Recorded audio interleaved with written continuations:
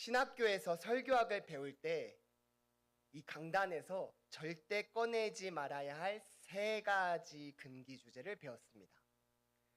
그중 오늘 저는 감히 하나를 꺼내보려 합니다. 바로 정치 이야기인데요.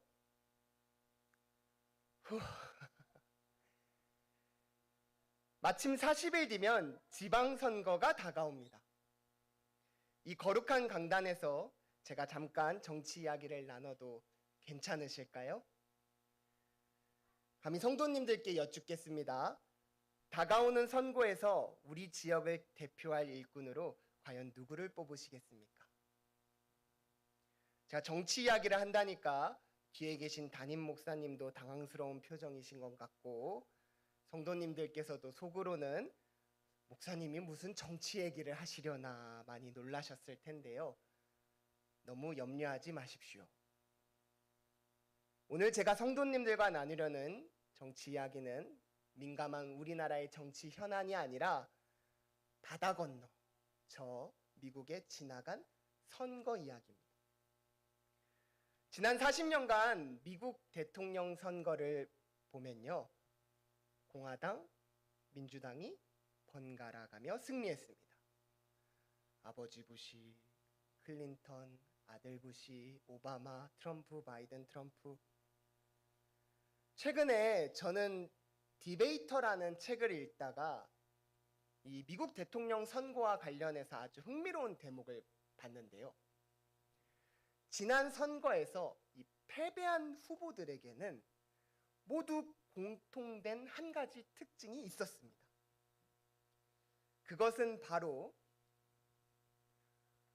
사람은 변하지 않는다라고 단정해버린 후보들의 냉소적인 태도였습니다. 먼저 2012년 공화당의 대선 후보였던 민 롬니는요, 어느 사적인 모임에서 이렇게 말했는데요. 미국인의 47%가량은 언제나 민주당 편을 들 것입니다. 그들이 누구냐고요? 소득세는 한 푼도 내지 않으면서 국가의 복지에만 기대어 사려는 영원히 무책임한 사람들입니다. 이 발언이 세상에 알려지자 그는 황급히 고개를 숙였지만 사람들의 마음은 이미 그를 차갑게 떠났습니다. 그로부터 4년 뒤엔 민주당 대선 후보 힐러리 클린턴이 상대 후보 지지자를 가리켜 그 절반은 개탄스러운 집단이다라고 말했습니다. 발언 직후 거센 비난이 일자 내가 절반이라는 표현은 실수였어 라고 유감을 표명했지만 끝내 그래도 한심해, 개탄스러워 라는 자신의 시각 자체는 거두지 않았습니다. 그리고 우리는 이 선거에서 결과가 어땠는지 너무나도 잘 알고 있죠. 훗날 그녀는 이 발언이 상대방에게 정치적인 선물이 된 셈이라고 뼈저리게 후회했지만 이미 버스는 떠난 뒤였습니다. 이 짧은 선거 이야기가 오늘 아침 우리 영혼에 던지는 교훈은 무엇일까요? 한 가지인데요. 우리는 사람이 변할 수 있고 세상이 바뀔 수 있다는 희망을 주는 사람에게 우리의 미래를 꿈꿀 수 있는 기회를 위임한다라는 겁니다. 타인의 인생을 함부로 재단하거나 세상을 부정적인 렌즈로 바라보는 자에게는 결코 내일의 꿈꿀 기회를 주지 않습니다. 그 벽이 험하고 높더라도 넓은 마음으로 나와 다른 사람의 생각을 받아들이며 이 세상의 변화를 향해 걸어갈 수 있는 사람에게 우리는 우리의 마음을 준다는 것이죠. 저는 이 책을 덮으면서 제 독서 노트에 이렇게 적어 내렸습니다. 항상 소망을 품자.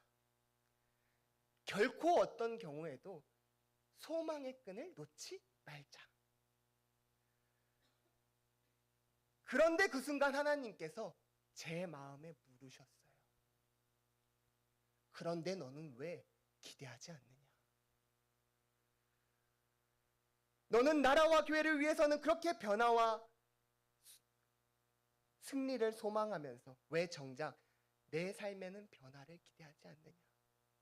어찌하여 내 삶의 고단한 무게 앞에서는 그토록 쉽게 스스로의 소망의 불씨를 꺼트리려 하느냐라고 주님께서 애타는 마음으로 제게 물으셨어요.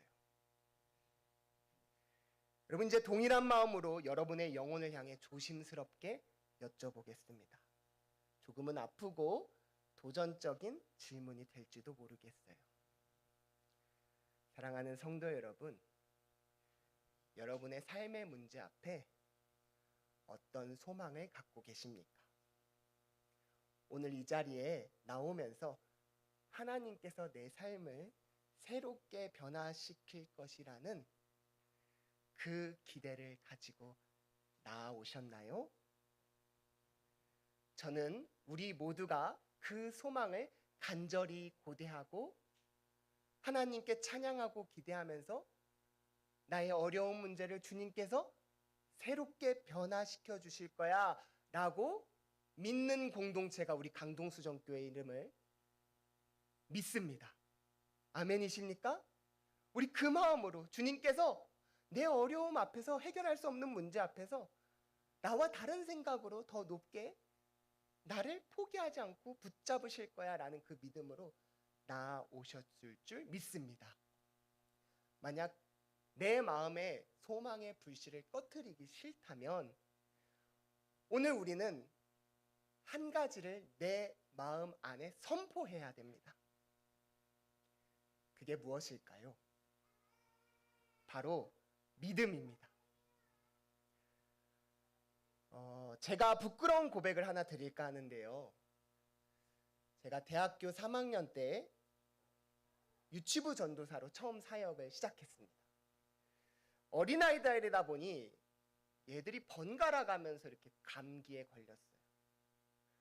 근데 그때는 부모님들이 애들이 감기만 걸리면 전도사님, 우리 아이가 심한 감기에 들고 지금 열이 많이 나요. 좀 감기가 낫도록 기도해 주세요라고 기도 요청을 했습니다. 그 기도 요청을 받을 때마다 저는 몸이 아프고 열이 나면 병원에 가야지 왜 나한테 기도를 부탁하지? 라는 속마음의 생각이 들었어요. 내가 기도한다고 애들이 나을까? 기도했는데 열이 오히려 안 떨어지면 어떡하지? 내가 가짜인 거를 사람들이 알게 되면 어떡하지? 기도하기 전부터 이미 안 될 거라 생각하고 걱정부터 들더라고요. 그래서 웬만하면 이 기도하는 자리를 피하고 이 애들을 처음부터 와서 막 반겨야 되는데 10시 55분에 막 예배당 앞에 나가고 막 그랬어요. 그리고 10시 55분에 왔는데도 기도 부탁을 받으면 바로 옆방이 담임 목사님 방이었거든요. 막 애들을 데리고 설교 5분 전에, 예배 5분 전에 목사님 기도해 주세요 막 찾아 들어가는 거예요. 그날도 기도 요청을 받고 아이를 데리고 목사님을 안수받으려고 찾아갔는데 불사 목사님께서 이미 올라가셔서 자리에 안 계신 거예요. 아이 부모는 옆에 있고 기도해달라 그러는데 나는 기도의 능력이 없고. 근데 부모님께서 그럼 전도사님이 기도해 주세요라고 기도해달라고 하는 거예요. 제가 고열로 펄펄 끓고 있는 아이의 손을 붙잡고 무릎을 꿇었습니다. 그리고 그 아이의 손을 잡고 아이가 아프다 보니 떨고 있는데 제가 그 아이보다 더 떨었던 것 같아요. 손을 잡고. 그래서 둘이 손을 떨면서 하나님 앞에 기도를 했어요. 그날 아이도 떨고 나도 떨고. 그게 제 인생에서 정말 믿음 없는 하나님께 올려드린 기도 중 하나였습니다. 그렇게 기도를 했는데도요. 또 내일 되니까 혹시 하나님이 일하셨나라고 아이의 상태가 궁금하더라고요. 그래서 다음날 참지 못하고 전화를 걸었습니다. 어머님, 우리 준서 상태는 좀 괜찮아졌나요? 근데 이미 전화기 너머로 준서가 막 뛰어다니는 것 같아요. 그래서 어머니가 어머 전도사님 열이 뚝 떨어졌어요. 준서 바꿔드릴게요 하고 준서랑 통화하고 다시 어머니랑 대화를 하는데 어머니가 저에게 천사의 말을 해주셨어요.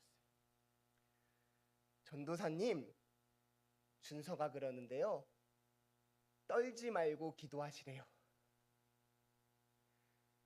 전도사님, 준서 열도 이제 떨어졌으니 앞으로는 정말 기도하면 나을 것이라는 믿음으로 우리 아이들을 위해 더 많이 기도해 주시고 또 교회를 위해서도 더 자주 기도해 주셨으면 좋겠어요 라고 이야기해 주셨습니다.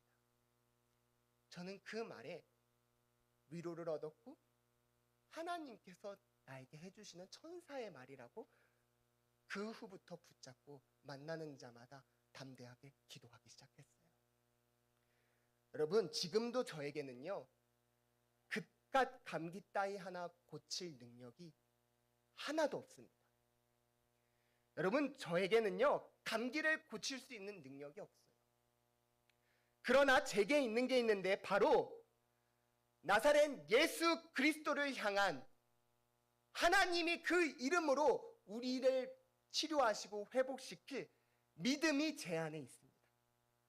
저에겐 능력이 없지만 기도할 때 그 이름을 붙잡고 선포하고 나아갈 때 하나님께서 우리의 소망 가운데 역사해 주실 거야. 하나님이 성령 안에서 새롭게 하시는 기쁨을 누리게 해 주실 거야 라는 믿음이 제 안에 있습니다. 하나님께서 우리의 기도를 들어주시기로 작정하시면 그깟 감기도 못 고치는 제가 정말 죽을 병도 치료되고 단단히 꼬여버린 상황도 기적처럼 풀려나가는 위대한 믿음의 역사를 예수 그리스도의 이름 안에서 일으켜 주실 것이라는 믿음이 제 안에 있어요. 사랑하는 성도 여러분, 우리 강동수정교회는 이 믿음의 역사 붙잡고 5주간 걸어가고자 선포한 아름다운 교회입니다. 여러분, 이 믿음 붙잡고 나의 어려움 앞에 소망을 갖고 하나님 앞에 부르짖으시기 바랍니다. 성령이 새롭게 하시는 기쁨을 채워주실 거예요. 이럴 때 아멘 하시기 바랍니다. 성령님께서 새롭게 채워주실 거예요. 제가 목회의 길을 걸으면서 정말 가슴 찢어지듯 아픈 순간이 언제냐면요, 바로 진심으로 사랑하는 우리 성도님들의 입술에서 마음 아픈 슬픔이 터져 나올 때 함께 아파요. 목사님 알잖아요. 목사님 제 상황 알잖아요. 저 지금 끔찍해요. 소망이 없습니다. 바뀔 소망이 보이지 않아요. 하나님, 은혜 받아도 그 은혜가 이 예배당을 나가면 나와 함께 하지 않는 것처럼 느껴집니다. 여러분, 그 말을 들을 때 저는 마음 깊이 너무 아파요. 여러분, 세상의 심리학이나 철학이 이런 말을 한다면 그럴 수 있어요. 하지만 우리는 다릅니다. 우리는 예수 그리스도의 십자가의 은혜를 경험한 사람들이에요. 그 은혜로 살아난 사람들입니다. 오늘 본문 5절에 하나님은 분명히 우리에게 소망을 약속하셨습니다. 우리 함께 읽어볼까요? 우리를 구원하시되 우리가 행한 바 의로운 행위로 말미암지 아니하고 오직 그의 긍휼하심을 따라 중생의 씻음과 성령의 새롭게 하심으로 하셨나니. 아멘. 하나님이 우리를 구원하셨대요. 그런데 구하신 것으로 끝이 아니라 성령님 안에서 새롭게 하신다고 약속하셨습니다. 할렐루야. 아멘. 이것이 바로 우리가 믿는 복음이고 참으로 기쁜 소식이에요. 새롭게 해주시기 때문에 기쁜 거예요. 사도 바울은 이 복음의 능력이 얼마나 위대한지 고린도후서 4장 8절에 이렇게 장엄하게 고백합니다. 우리가 사방으로 우겨쌈을 당하여도 쌓이지 아니하며 답답한 일을 당하여도 낙심하지 않는다. 내가 캄캄한 절망 앞에서도 낙심하지 않을 수 있는 이유는 무엇이냐? 주께서 나와 함께 하심이라. 살아계신 하나님께서 우리에게 다시 일어날 수 있는 소망의 성령의 은혜를 부어주시기 때문이에요. 여러분을 낙담케 하는 문제가 무엇입니까? 혹시 그것이 사망의 권세보다 큽니까? 여러분, 인류가 달나라의 우주선을 쏘아보내도 생성형 AI가 정답을 우리에게 가르쳐주는 이 최첨단 과학의 시대에 우리가 살아도 인간은 죽음을 극복할 수 없어요. 그러나 예수님은 이미 2000년 전에 우리에게 이미 사망 권세를 꺾으시고 부활하심으로 나를 따라 믿는 자들에게는 너희에게도 새로운 부활의 삶이 있음을 가르쳐 주셨어요. 여러분, 그래서 예수님 믿는 건 인생의 하나의 선을 긋는 분기점이 돼요. 우리가 결혼하기 전과 결혼한 후의 삶이 달라요. 아이가 태어나기 전과 아이가 태어난 후의 삶이 달라요. 몸이 아플 때와 몸이 아프지 않을 때와 몸이 아픈 후의 삶이 달라요. 내가 가난할 때와 내가 부자일 때의 삶이 그 분기점이 다르다고요. 그럼 우리가 예수님 믿는 것도 하나의 분기점이에요. 이전에는 내가 상황에 따라 내 삶이 소망이 없고 꺾이고 사방으로 우겨싸움을 당하면 눈물만 가득했지만, 이제 우리는 이 세상의 삶이 나의 종착점이 아니라, 사망이 나의 끝이 아니라, 사망은 새로운 하나님 나라에서의 삶의 시작점이며, 나는 잠깐 이 세상에 살면서 하나님의 그 맡겨주신 사명을 실천하다가 죽으면 하나님의 개선가를 타고 천국잔치에 참여하는 성도가 될 거야 라고 믿고 사는 자들이 바로 우리예요. 그렇기 때문에 오늘 내 삶에서 우리는 끊임없이 내 삶의 아픔과 눈물로 낙심하는 것이 아니라 말씀을 붙잡고 살아 숨쉬는 하나님의 능력으로 일어설 수 있는 거예요. 우리 로마서 8장 11절에 바울 사도가 뭐라고 고백합니까? 예수를 죽은 자 가운데서 살리신 이의 영이 너희 안에 거하시면, 그리스도 예수를 죽은 자 가운데 살리신 이가 너희 안에 거하시는 그의 영으로 말미암아 너희 죽을 몸도 살리시리라. 아멘. 새롭게 되는 길을 성령 안에서 여셨다고 선언하셨습니다. 여러분, 이게 복음이에요. 바울은 이 새롭게 변화되고 너희의 삶이 전인격적으로 새로워질 거야 라는 이 약속의 말씀을 성경 곳곳에서 선포하고 있습니다. 한번 이 벅찬 약속의 말씀들을 찾아 읽어볼까요? 바울 사도는 고린도후서 5장 17절에 감격의 겨워 외칩니다. 우리 함께 읽습니다. 그런즉 누구든지 그리스도 안에 있으면 새로운 피조물이라. 이전 것은 지나갔으니 보라 새 것이 되었도다. 아멘. 새 것이세요. 새로운 피조물이세요. 골로새서 3장 10절에서 새 사람을 입었으니 이는 자기를 창조하신 이의 형상을 따라 지식에까지 새롭게 하심을 입은 자니라. 새롭게 되었다. 우리가 집에 옷이 가득 넘치는데도 계절이 바뀌어서 예쁜 새 옷 한 벌 입고 밖에 나가면 내가 주인공인 것 같고 하루 종일 기분이 좋지 않습니까? 고작 옷 한 벌 갈아입었는데도 이렇게 내 존재가 산뜻해진 것 같은데, 하나님께서 나를 새로운 피조물, 너는 새 것이야, 너는 새 사람이야, 너를 새롭게 해줄 것이야 라고 약속하시면 내 입술에서 찬양이 터져 나올 수 있지 않겠습니까? 내가 해결 안 되는 그 문제가 하나님의 성령의 능력으로 새롭게 된다면 여러분, 다윗처럼 찬양하게 될 거예요. 지금 비록 내 현실은 사망의 음침한 골짜기를 걷고 있지만 내 영혼을 소생시키시고 자기 이름을 위하여 의의 길로 인도해 주실 거야. 나에게 다시 새 힘을 주시고 당신은 이름을 위하여 바른 길로 나를 인도해 주실 거야 라고 우리가 찬양하며 나아갈 수 있는 거예요. 그렇다면 나에게 다시 주저앉은 내용을 일으켜 세우시는 이 새 힘은 무엇일까요? 내 삶을 송두리째 바꿔놓을 수 있는 이 변화의 동력은 우리가 어떻게 얻을 수 있습니까? 오늘 본문은 그 해답을 아주 단호하게 제시하는데요. 우리 다시 한번 디도서 3장 5절을 주목해 주시기 바랍니다. 성경책을 펴주시고 세 군데의 단어에 깊게 밑줄을 그어보시길 바랍니다. 아니하고 오직 하셨나니. 세 가지가 뭐라고요? 아니하고 오직 하셨나니. 성경은 그 변화의 동력이 무엇이 절대 아니라고 단호하게 못 받고 있습니까? 우리가 행한 바 의로운 행위로 주어지는 것이 아닙니다. 여러분, 참으로 안타깝지만 이 힘은요, 우리 내면에서부터 뿜어져 나오는 게 아니에요. 하늘로부터 주어지는 거예요. 기독교 신앙은 사람의 의지력, 수양, 단련을 통해서 변화가 나타난다라고 가르쳐주지 않습니다.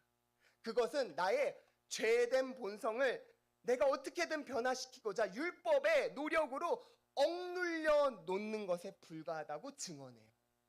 그래서 언젠가 이게 의지력이 내가 더 이상 감당이 안 되고 너무 지치고 피곤하고 몸이 아프고 그러면 꾹꾹 눌러왔던 그 용수철이 무서운 힘으로 다시 튕겨져 올라온다고 얘기합니다. 그것이 로마서 8장에 나와 있어요. 육신으로 말미암아 연약하여 할 수 없는 그것을 우리 육신으로 못한다는 겁니다. 그러나 오늘 본문에 뭐라고 얘기합니까? 하늘로부터 주어지는 생명의 힘, 성령이 우리 안에 역사하시면 하늘로 부어지는 힘을 향해서 하나님 저 좀 도와주세요. 하나님 저 새롭게 되고 싶어요. 나의 문제 앞에 하나님 도와주세요 라고 할 때 하나님께서 우리를 구원해 주시는 거예요. 육신으로 말미암아 연약하여 할 수 없는 그것을 그 영을 따라 행하는 우리에게는 이루어지게 하려 하십니다. 아멘. 아멘. 오늘 본문의 말씀처럼 오직 우리를 불쌍히 여겨주시는 하나님의 긍휼하심으로 성령의 은혜가 우리 안에 나타나는 것입니다. 오직 그의 긍휼하심을 따라 성령의 새롭게 하심을 선물로 받으시기 바랍니다. 본문 6절의 말씀처럼 이 성령의 새롭게 하심은 풍성히 부어져요. 원하는 만큼 부어져요.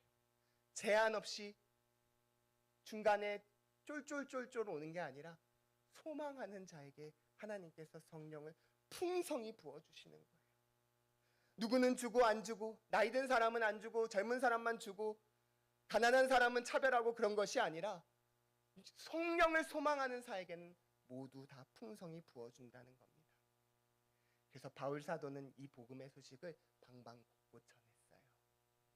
에베소 교회에는 같이 읽어볼까요? 그의 영광의 풍성함을 따라 그의 성령으로 말미암아 너희 속사람을 능력으로 강건하게 하시오며. 아멘. 너희 무너지는 그 삶 가운데 너희 속사람을 성령으로 강건하게 세워주실 거야. 할렐루야. 고린도 그 음란한 교회, 싸움과 다툼이 가득한 교회, 질서가 없는 그 교회에 어두운데 빛이 빛이라 말씀하셨던 그 하나님께서 예수 그리스도의 얼굴에 있는 하나님의 영광을 아는 빛을 우리 마음에 비추셨느니라. 창조의 흑암이 깜깜한 밤에 아무 질서 없던 그 창조의 흑암에 하나님이 말씀이 있으리라 빛이 빛이라 하시니 질서가 잡히고 그 안에 광채가 비쳤던 것처럼 우리의 삶에, 내 가정에, 어두운 곳에 하나님의 질서가 역사하실 것이라고 바울은 선포하고 있습니다. 사랑하는 성도 여러분, 우리가 소망하고 기도했다가 낙심하고 내 마음의 문빗장을 다시 스스로 닫고 불씨를 꺼두는 건요, 사실 처음부터 그렇게 하는 사람은 없습니다.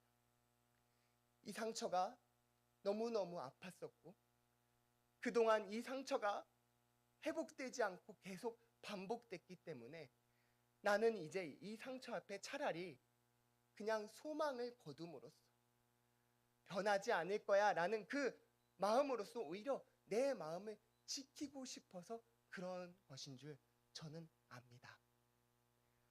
오늘 그 마음에서 우리 성령의 새롭게 하심을 믿고 하나님, 나는 마음의 문빗장을 잠궜지만 내가 있는 자리에 주님이 벽을 뚫고 찾아와셔서 제자들을 다시 세우셨던 것처럼 소망을 보게 하여 주시옵소서. 저 이 깊은 어둠에서 그냥 제 삶이 무너지고 싶지 않습니다. 정말 반전이 새롭게 하시는 은혜의 역사가 있기를 소망하오니 다시 한번 믿음의 한 걸음을 걸어나갈 때 주님 나에게 믿음의 역사와 사랑의 수고와 성령의 은혜가 가득 넘치게 해주시옵소서라고 소망하시길 바래요. 여러분, 그래서 소망은 인내인 거예요. 그래서 소망은 실력입니다. 그런데요, 내가 실력 없다고 걱정하지 마세요. 우리 옆 사람들이 다 내가 소망을 잃을 때마다 찾아가서 위로하고 격려할 거예요. 나 속상해. 그랬구나. 정말 아팠겠다. 내가 너의 아픔을 어떻게 공감할 수 있겠니? 저는 아픔의 이야기를 들을 때 교리적으로 지금 그러면 안 돼요 라고 얘기하는 걸 하나님 멈춰주세요 라고 기도하면서 찾아가요. 교리적으로 얘기하지 않고 우리 서로가 서로를 격려하며 일어설 수 있어. 그래, 우리 정말 아픈데 이 문제를 그냥 아픈 것으로 끝나지 말고 소망하면서 기도하자라고 하는 실력 갖춘 강동수정교회예요.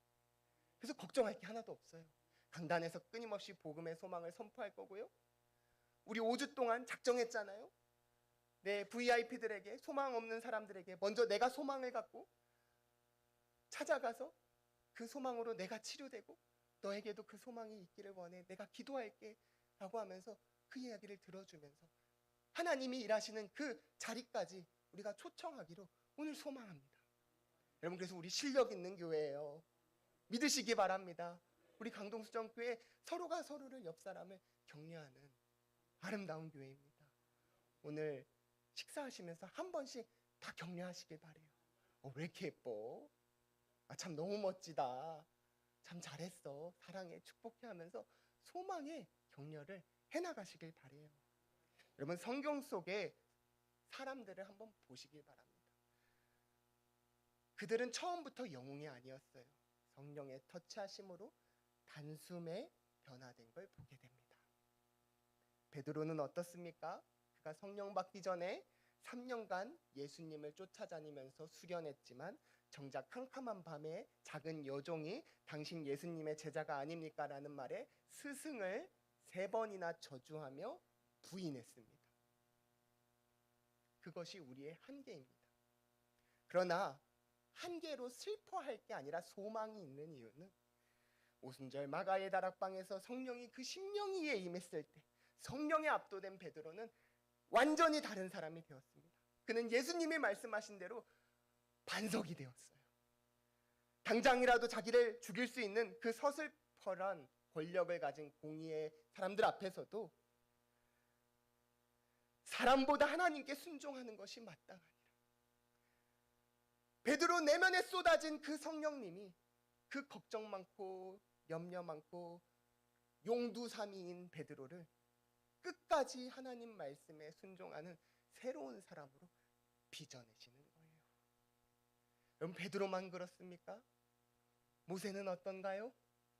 모세의 가장 치명적인 약점은 바로 통제불능한 불같은 혈기였어요. 그는 젊은 시절 그 혈기를 이기지 못해서 동족을 괴롭히는 애굽 사람을 쳐 죽이고 하루아침에 도망자 신세가 되었습니다. 훗날 광야를 지날 때도 그 혈기를 다스리지 못해서 백성 앞에서 하나님의 거룩함을 가리고 반석을 홧김에 지팡이로 2번이나 쾅쾅 쳤어요. 심지어 40일 금식 기도에서 하나님께서 직접 주신 십계명 돌판마저 우상 숭배하는 백성을 향해 산 안으로 집어 던졌습니다. 산산조각 날 만큼 그의 성질은 다혈질이었어요. 하지만 하나님의 성령이 모세에게 임했을 때 훗날 민수기 12장 3절에서 뭐라고 모세를 평가합니까? 우리 같이 읽어볼까요? 이 사람 모세는 온유함이 지면의 모든 사람보다 더하더라. 아멘, 아멘. 여러분, 그래서 오늘 우리는 한 가지 말씀을 우리 삶에 붙잡아야 돼요. 이제 내 생각이 아니라 하나님 말씀을 붙잡겠습니다 하고 이 말씀을 선물로 한 주 동안 붙잡으시길 바래요. 우리 같이 읽습니다. 이는 내 생각이 너희의 생각과 다르며 내 길은 너희의 길과 다름이니라. 여호와의 말씀이니라. 이는 하늘이 땅보다 높음같이 내 길은 너희의 길보다 높으며 내 생각은 너희의 생각보다 높음이니라. 아멘.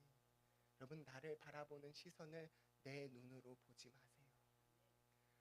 나의 가정을, 내 자녀를, 나의 형편을 하나님의 생각과 하나님의 시선으로 조명하고 믿음의 여정을 걸어가시길 바랍니다. 그 여정으로 서로를 격려하고 축복하며 기도하시길 바라요. 신학교 시절 제가 참 존경하던 한 교수님의 간증을 들었어요. 그분은 어려운 개척교회를 섬기면서도 신학교에 출강까지 하시는 늘 삶이 고단한 분이셨습니다. 교회 재정이 늘 넉넉지 않음에도 여름과 겨울에 2번 교회에 나오지 않는 상도 사람들에게도 그 도움이 필요하면 찾아가서 온 교우가 모은 마음으로 소정의 선교비를 들고 위로하시기로 개척 때부터 결의하셨다고 합니다. 수업 시간에 그 이야기를 듣는데요. 제 마음에 깊은 감동이 되더라고요. 그래서 저도 그 귀한 사역 조금이나마 작게 동참하고 싶어서 동기들과 함께 며칠간 금식하면서 선교비를 보탰습니다. 교수님께서 그 작은 선교비를 받고 너무 고맙다. 그리고 이번에 신방 날짜가 하나 잡혔는데 이거 가지고 우리 그럼 함께 가볼래? 하고 말씀해 주셔서 기쁜 마음으로 그 자리에 따라 나섰습니다. 무더운 여름날이었고요. 지금이면 집집마다 에어컨이 당연하게 있지만 15년 전 당시만 해도 에어컨은 가정에서 꽤 귀한 전기 제품이었고 요금도 효율이 워낙 비싸서 웬만한 집에선 선풍기로 여름을 나던 시절이었습니다. 그런데 우리가 그 집에 도착해 보니 거실에 에어컨이 얼마나 빵빵하게 돌아가는지요. 너무 갑자기 그 공간이 추웠어요. 교수님께서도 조심스럽게 지금 이미 충분히 추우니 조금 에어컨을 꺼도 되지 않을까요? 라고 물어봤더니 돌아온 대답이 저는 덥습니다. 라고 냉랭하게 대답하는 거예요. 그 냉랭한 대답에 그 순간 젊은 신학생들의 마음이 일순간에 싸늘하게 얼어붙었어요. 후회가 되었습니다. 방금 전까지는 이 금식한 우리의 마음이 이분에게 위로가 되었으면 좋겠다고 찾아갔는데 그 말 한마디에 내가 여기 왜 왔지? 우린 이분한테 왜 온 걸까 하는 생각으로 바뀌었어요. 신방을 마치고 돌아가던 와중에 제 친구가 교수님께 툭 내뱉었습니다. 교수님, 솔직히 그 집보다 우리 집이 더 어려운 것 같아요. 그 돈 그냥 줘 주시면 안 돼요? 그때 교수님께서 해주신 말씀이 바로 우리 마음을 다독이면서 해주셨던 말씀이 바로 이 말씀이었어요. 우리의 생각보다 더 크신 하나님의 계획과 생각의 뜻이 있을 거야. 우리는 순간의 마음에 따라서 내가 돕기도 했다가 내가 도운 걸 후회하기도 하지만 하나님은 그 사람을 향한 은혜와 따뜻한 시선으로 우리는 쉽게 포기하지만 우리는 쉽게 소망을 잃지만 하나님은 그 사람을 그 순간의 모습으로만 바라보지 않고 끝까지 하나님이 만들어가고 새롭게 빚어내실 마음으로 품고 가실 거야 라고 전해주셨던 그 말씀이 오늘 제 삶에도 순간순간 소망이 꺾일 때마다 그래 맞아 하고 일어서는 원동력이 돼요. 그리고 그 하나님의 따뜻한 그 시선이 사실 오늘 제가 여기 서게 된 이유이기도 합니다. 실망스러운 모습이 보일 때 하나님 앞에 빨리 나오시기 바랍니다. 찬양하며 기도하며 말씀으로 내 인간적인 잣대를 하나님의 은혜로 바꿔 나가시길 바래요. 여러분, 행복한 동행, 이거 우리 교회 처음 하는데요. 축제를 앞두고 목사님께서 행복한 동행 전도 안승현 목사가 맡아서 위임해서 한번 해봐, 위임할게 라고 했는데, 제 마음에 기도하면서 기쁨과 감사와 하나님 일하실 것을 막 역사하는 것보다 막 인간적인 생각이 들어왔어요. 내가 이걸 감당할 수 있을까? 벌써 주어부터가 내가였어요. 내가 하는 게 아닌데 성령님이 하실 건데. 근데 그때 하나님께 기도하며 나아갈 때 하나님께서 저에게 고린도후서 4장 7절로 응답해 주셨어요. 우리 같이 읽어볼까요? 우리가 이 보배를 질그릇에 가졌으니 이는 심히 큰 능력은 하나님께 있고 우리에게 있지 아니함을 알게 하려 함이라. 아멘. 하나님, 저 지금 형편이 안 돼요. 이리저리 깨어지고 저도 누구를 돌볼 그릇이 아니에요. 감히 제가 누구를 품을 수 있습니까? 저는 쫌생인데요. 여러분, 놀라지 마십시오. 그것이 하나님께서 우리를 사용하시는, 우리를 쓰시려는 가장 완벽한 이유입니다. 아멘. 우리가 깨어지고 쉬운 연약한 존재이기에 하나님께서 우리에게 필요가 있으시고 상관이 있으시고, 우리의 힘이 아니라, 내가 아니라 주어가 하나님이 되어 온전히 하나님의 살아 역사하심을, 하나님은 창조주이심을, 구원자이심을 온전히 증명해낼 수 있는 거예요. 우리의 실패를 통해, 우리가 질그릇임을 통해 성령님의 역사하시는 은혜가 겸손히 배워지게 되고, 오늘 우리의 삶에서도 다시 내 힘과 능력이 아니라 난 나 잘났어, 그래서 나는 내가 스스로 개척해 나갈 수 있어가 아니라 하나님이 나를 도와주시면 내가 일어설 수 있습니다라는 그 겸손함을 배우고, 연합하는 법도 배우고, 함께 걷는 법도 배우고, 예전에는 누구에게 버팀목이 되어주고 싶기만 했는데 이젠 내가 너에게 좀 기대도 될까라는 함께 걷는, 멀리 가는 동행의 법도 배우고, 그러면서 우리가 기도의 무릎으로 하나님 안에서 승리하는 복음의 능력을 보게 될 것입니다. 그래서 오늘 질그릇임에 기뻐하며 우리 나아갑시다. 미국의 유명한 부흥사였던 벤스 하브너 목사님은 이 질그릇의 은혜가 얼마나 강한지 아주 뼈있는 유머로 표현했어요. 우리 크리스천들은 마치 한 송이의 눈과 같습니다. 눈송이 하나하나는 사람의 손바닥에 닿기만 해도 사르르 녹아버릴 만큼 너무나 가볍고 연약한 존재들입니다. 그러나 그 약하기 짝이 없는 눈송이들이 수백 수천만 개 함께 모여 쏟아지면 주일 아침 도시 전체의 도로를 주차장으로 마비시켜버리고 거대한 세상을 멈춰 세울 수도 있습니다. 지난번 부활절 연합예배 때 저는 여기 평내호평에 예수님 믿는 사람은 거의 없나 보다 생각했는데, 모든 교회가 예배 자리에 모이자 그 일대 도로가 꽉 막히고 경찰이 나와서 통제를 할 정도로 사람이 가득 참을 보았어요. 우리 한 사람 한 사람은 약하고 깨지고 소망이 없을 수 있지만 성령님 안에서 그 은혜를 붙잡고 함께 격려하며 함께 기도하는 우리는 이 평내동의 땅을 5주 동안 진동시키는 믿음의 자녀가 될 수 있음을 하나님께서 우리에게 보여주실 것입니다. 말씀을 맺겠습니다. 나의 믿음 없음 앞에 생명의 역사를 아시는 주님은 이렇게 선포하십니다. 함께 읽습니다. 예수께서 그들을 보시며 이르시되 사람으로는 할 수 없으나 하나님으로는 다 하실 수 있느니라. 아멘. 이 말씀 붙잡고 기도하세요. 우리 내면에 따리를 튼 사탄의 속삭임 앞에 단호히 호통치세요. 할 수 있거든이 무슨 말이냐. 믿는 자에게 능히 하지 못할 일이 없느니라.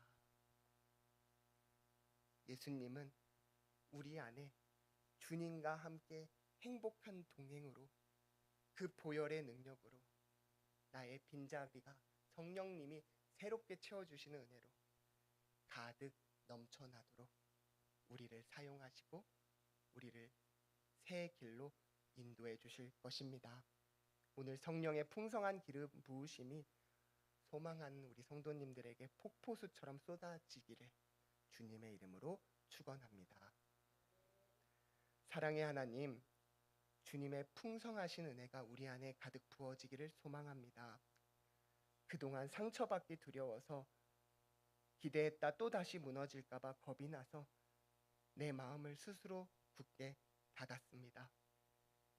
차가운 시선으로 남을 정죄하고